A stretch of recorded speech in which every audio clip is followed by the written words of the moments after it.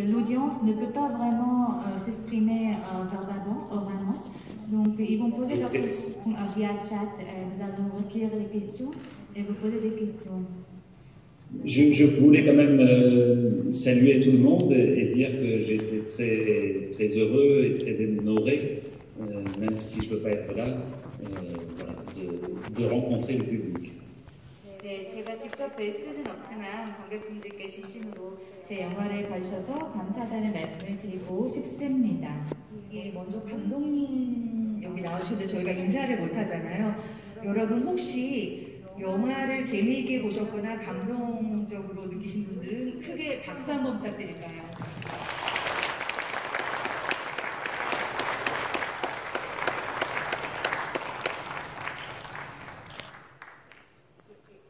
제가 먼저 감독님께 조금만 인사드리겠습니다. Bonjour monsieur, on s'est déjà vu une fois, en fait, je suis une programmatrice CO. Je vous remercie beaucoup d'être là avec nous. Et voilà. Je vous remercie, le plaisir est pour moi.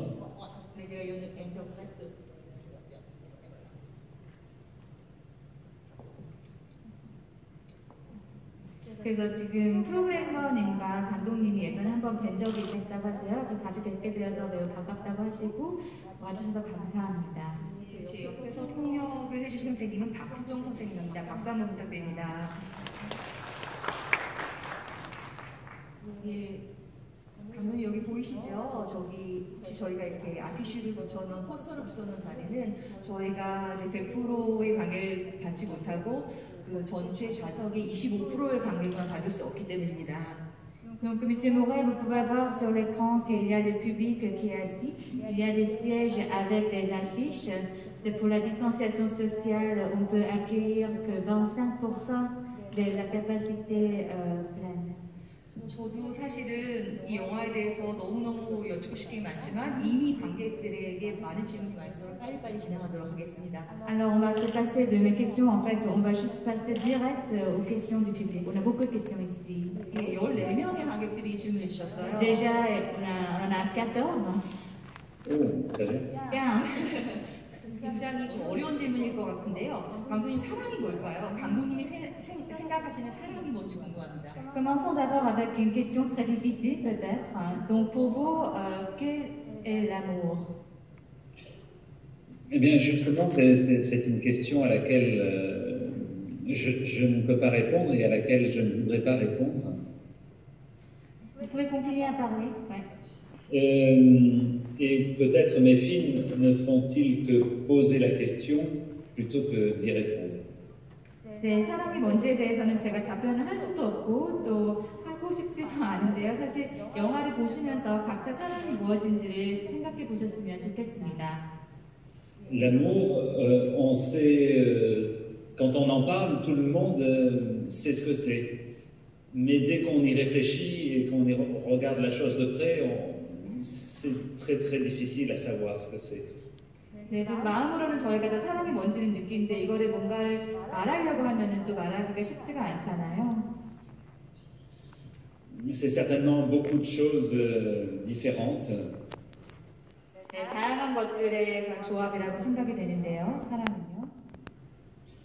Et en tout cas, dans mon film, je me sers de situations. Je ne fais pas de film à message. C'est-à-dire que lorsque j'écris, ce sont des situations, et souvent des situations amoureuses, qui m'intéressent. 네, 영화를 통해서 어떤 메시지를 전달하기보다는 이제 우리가 처할 수 있는 각자의 그런 다양한 상황들, 또 제가 관심을 갖는 그런 상황들과 관련해서 항상 스토리를 쓰려고 노력을 합니다. Il y a des films qui disent ce qu'il faut penser de quelque chose et des films qui donnent à penser. Je préfère donner à penser que donner ce qu'il faut penser.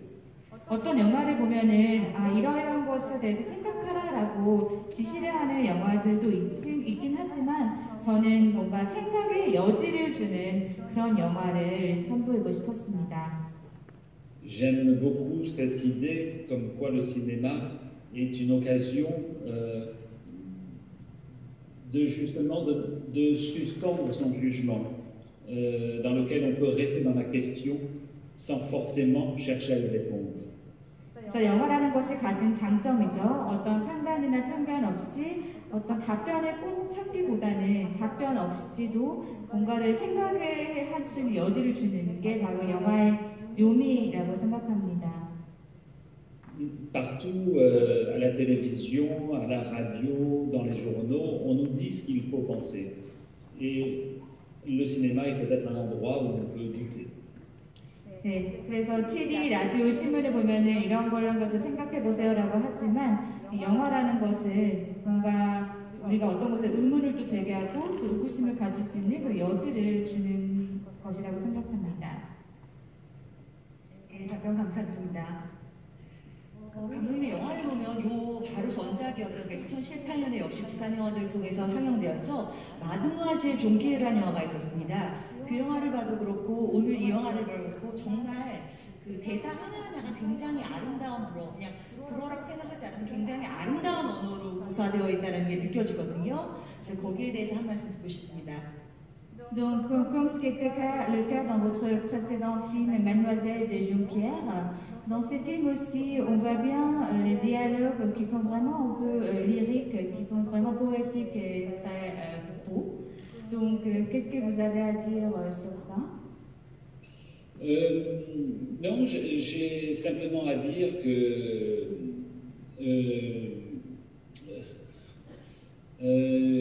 je n'ai pas cherché à faire beau et poétique.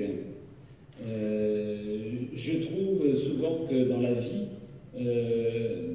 nous parlons davantage qu'au cinéma. 네, 그래서 제가 일부러 대사를 아름답고 시적으로 하려기보다는 오히려 더 현실에서 우리가 더 아름답고 시적으로 말하는 경우들도 많이 있다라고 생각을 합니다. 영화보다 더요. Il m'arrive souvent d'avoir des conversations passionnantes avec des amis ou lorsque je suis au café d'entendre des personnes qui se parlent et qui sont passionnées par ce qu'ils se disent. Cependant, beaucoup de films sont très muets. Alors ça me plaît de faire peut-être des films un peu bavards. 네, 그래서 친구들이랑 얘기하다 어떤 주제에 대해서 신나게 얘기하다 보면은 거기 열정적으로 또 많이 얘기를 하게 되고 어떤 영화들 같은 경우에는 또 너무 이렇게 뭔가 좀 더 이렇게 뭐랄까 대화를 좀 자제해서 하는 그런 경우들도 있는데 저는 좀 뭔가 대사를 많이 치는 그런 영화를 만들고 싶었습니다. Et puis l'autre chose, c'est que les personnages sont des personnages qui se posent des questions. Et ces questions qui se posent, ils essayent de les traduire parfois selon la personne avec qui ils sont, à le traduire en paroles. Donc ce sont pour la plupart des personnages qui ont des problèmes moraux. Et ça donne lieu évidemment à des questionnements et donc à ces dialogues. 네, 그래서 또 여기 영화에 나오는 그런 인물들 같은 경우에는 스스로 내면에서 계속해서 어떤 질문에 대한 답을 찾으려고 하는 그런 인물들이고 스스로 뭔가 해답을 계속해서 찾다 보면은 이것이 대사로 이제 표출이 되어서 뭔가 대사가 그렇게 느껴질 수도 있을 것 같습니다.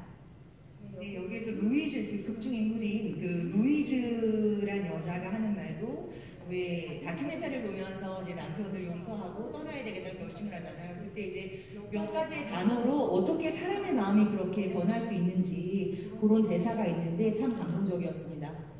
Ce qui m'a été ému en fait ou impressionné, c'était en fait par l'action qui a été prise par Louise.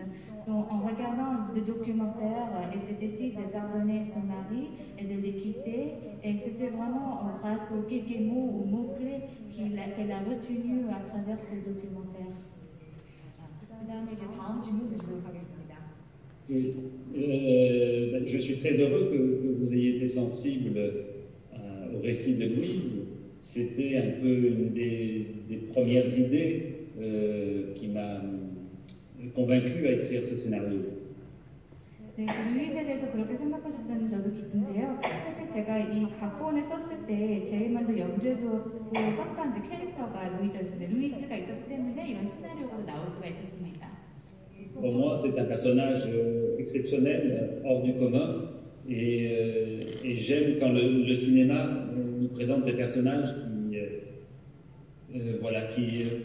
qui nous impressionnent tout en restant profondément humains.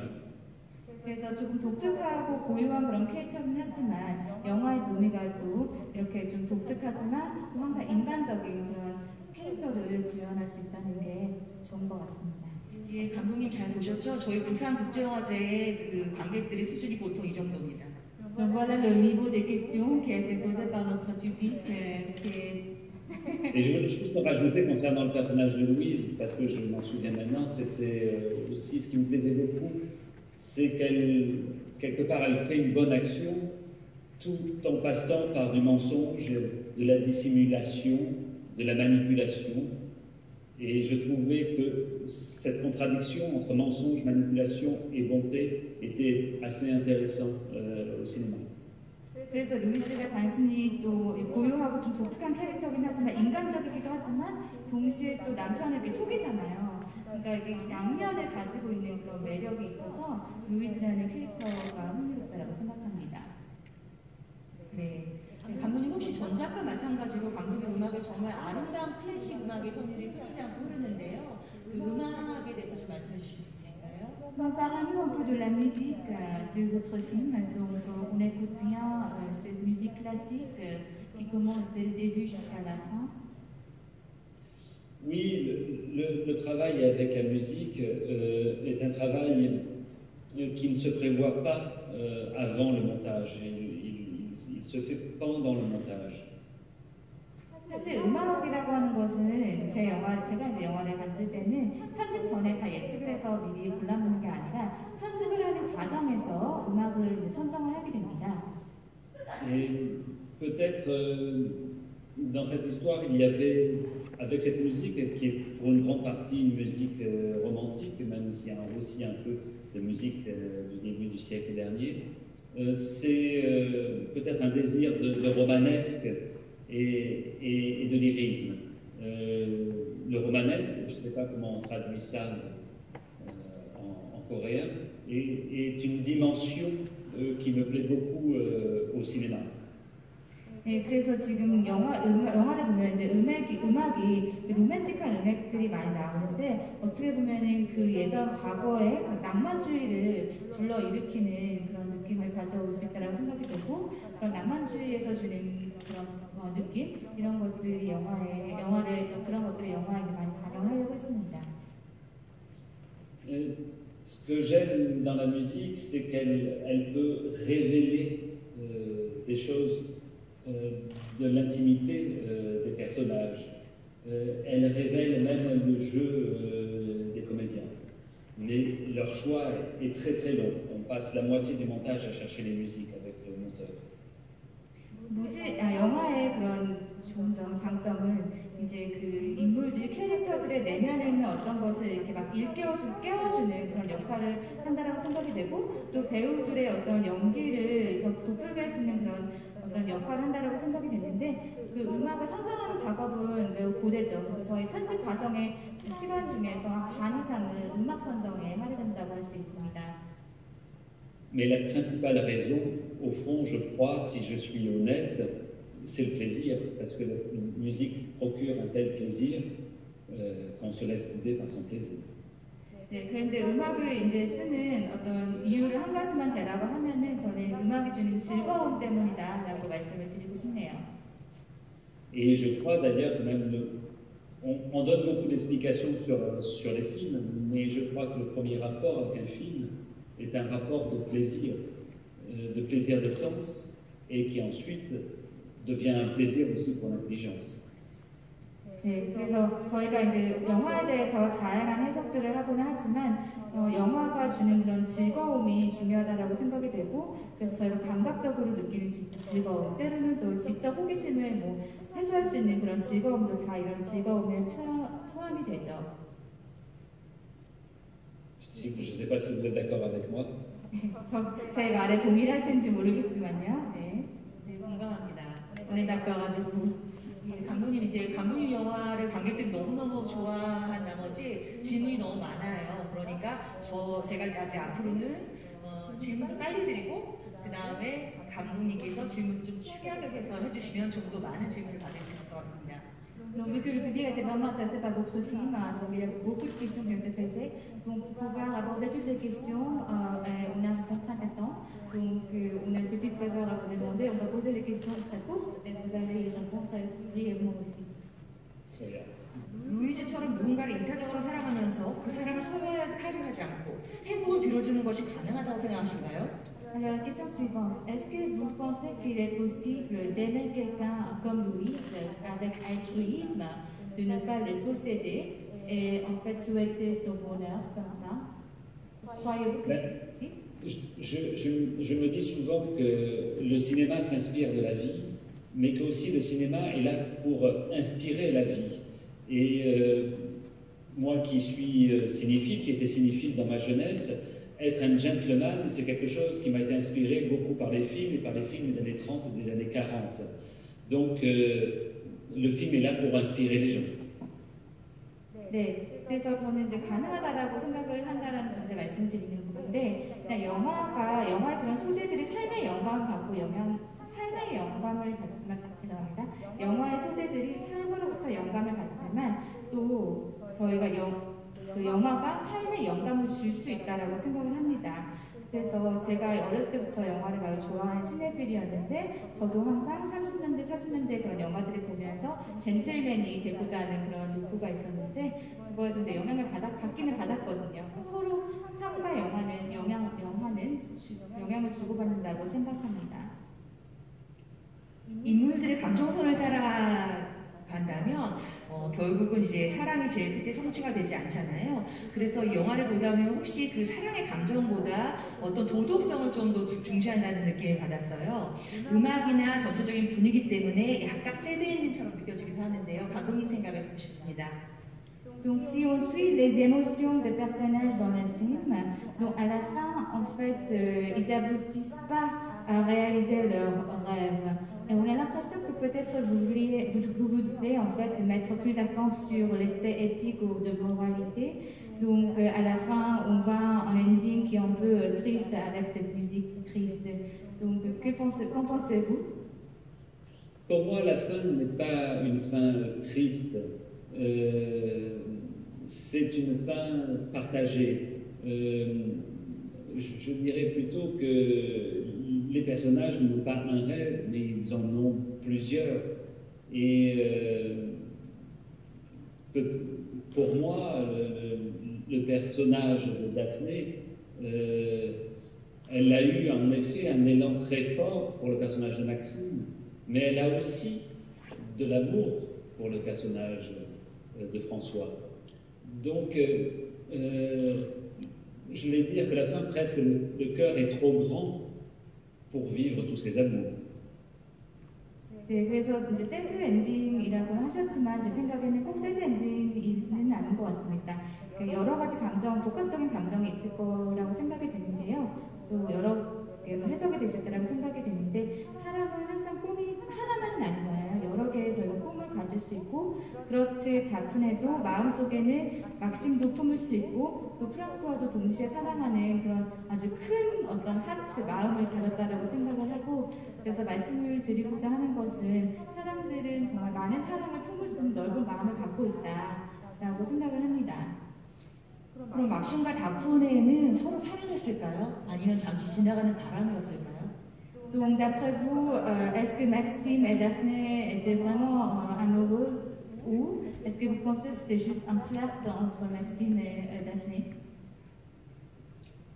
Ça, je ne sais pas, il faudrait peut-être leur demander, mais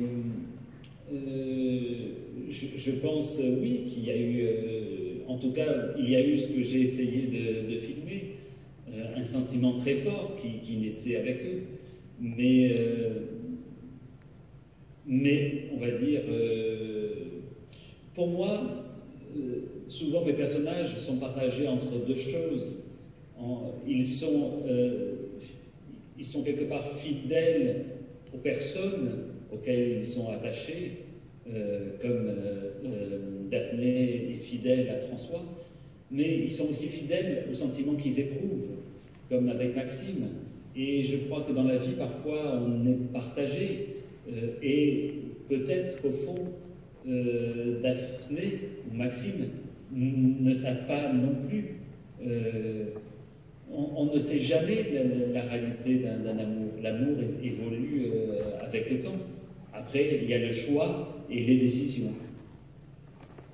네, 그래서 지금 이게 정말 사랑이냐 아니면 그냥 지나가는 바람이냐라고 정의는 내릴 수가 없을 것 같고 확실한 것은 둘 사이에 뭔가 강렬한 느낌이 있었다, 강렬한 어떤 교감이 있었다라는 것이죠. 일반적으로 이제 캐릭터들이 고민을 하는 거는 이런 상황에 처했을 때 이제 본인이 갖고 있던 기존의 관계에 대해서 충실할지 아니면 본인의 감정에 이제 충실해야 될지 두 가지 사이에서 재개되는데 어쨌든 사랑이라고 하는 것은 계속해서 변화하고 시간이 지나면서 중요한 것은 그 처한 상황에 대해서 어떠한 선택을 하느냐겠죠.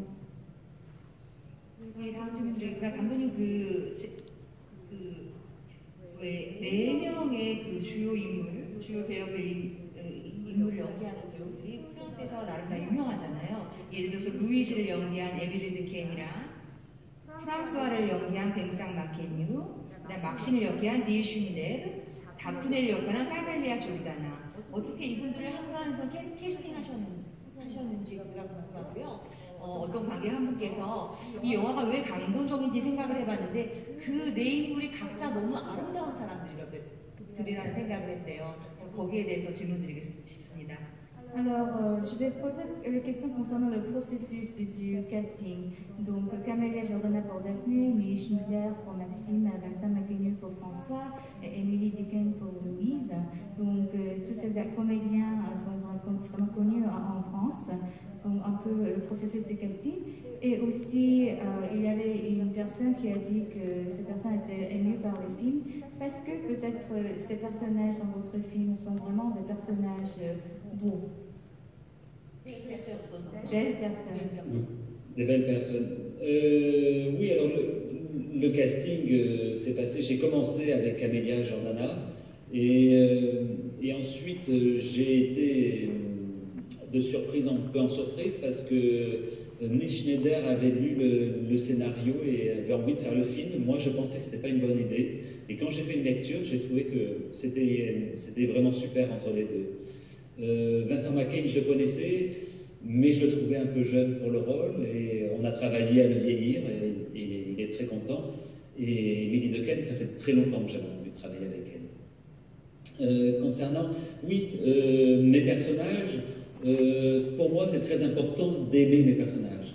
Et en effet, je me suis beaucoup projeté en eux. Et c'est très important pour moi de les rendre aimables. C'est des personnages qui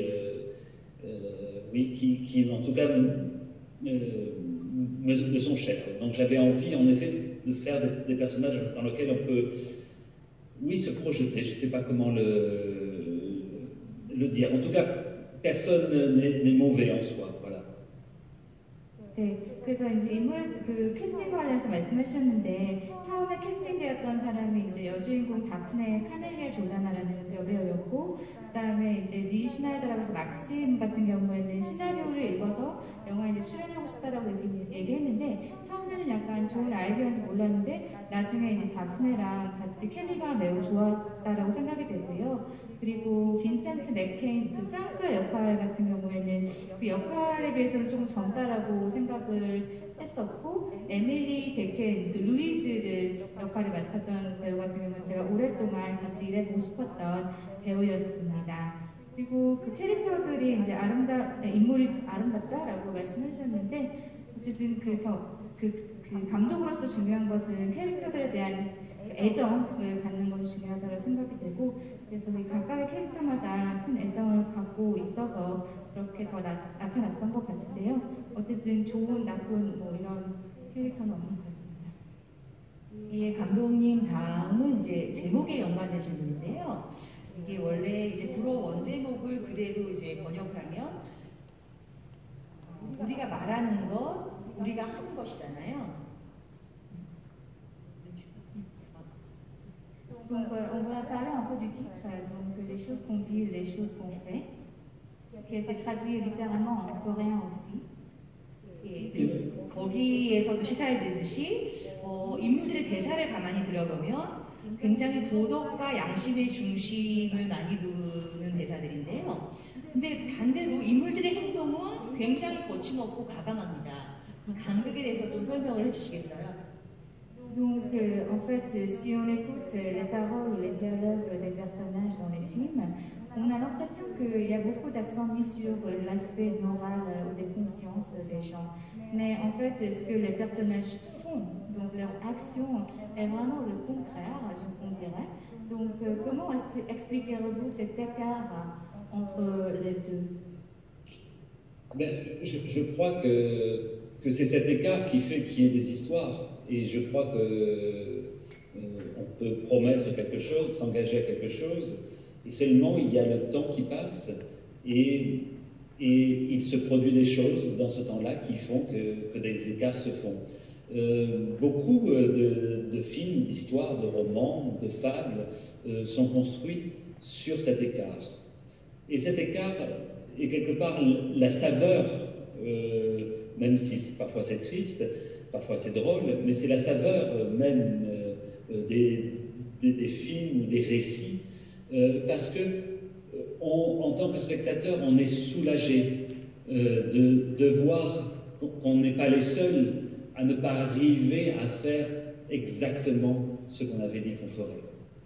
네, 그래서 지금 말씀하신 그런 격차가 있기 때문에, 간극이 있기 때문에 스토리가 전개가 된다라고 생각이 되고, 우리 다 그런 상황이 있잖아요. 처음에 약속을 했지만 시간이 지나면서 이 약속을 지키지 못하는 그런 상황이 발생을 합니다. 그리고 이러한 간극이 있기 때문에, 행동과 말의 간극이 있기 때문에 과거에 그런 많은 영화들 그리고 소설들 죄송합니다. 이런 간극을 바탕으로 많은 영화, 소설들이 나타난 것이고, 그리고 이런 간극이 있기 때문에 스토리의 어떤 풍미가 더해진다고 생각이 듭니다. 그리고 또 다른 중요한 점은 그런 간극이 있기 때문에 관객이 영화를 보면서 나도 뭔가 공감대를 형성할 수 있다는 것이죠. 내가 하는 말과 행동이 다른 게 이상한 것이 아니구나라고요. 자연스러운 거라는 거죠. C'est pour ça que j'aimerais que le film nous porte à être indulgents dans le regard qu'on porte les uns sur les autres. Nous ne sommes pas parfaits. 네, 그래서 영화를 보면서 뭔가 서로에 대한 그런 너그러운 마음을 가질 수 있는 계기가 되었으면 좋겠습니다.